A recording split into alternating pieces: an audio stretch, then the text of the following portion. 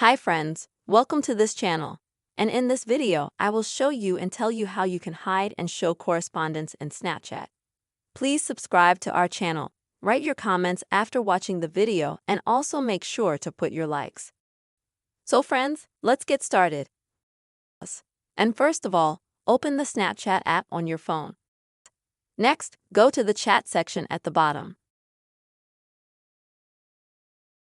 And now, let's say, if you want to hide or delete any of your conversations, select it, click on it, and hold it down until you see a menu like this.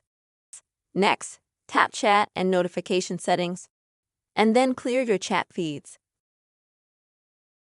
And then you will see a window that will ask you if you really want to clear this correspondence. You need to confirm this action. And as you have seen, this correspondence was instantly deleted. If you want to start chatting with this person again, to get this chat back, then you'll need to go to your profile picture at the top. Then scroll down a little to the My Friends section. You click on that.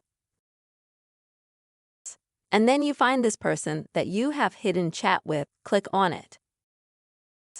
So you'll be able to chat with them. And then you can just write a message, send a message.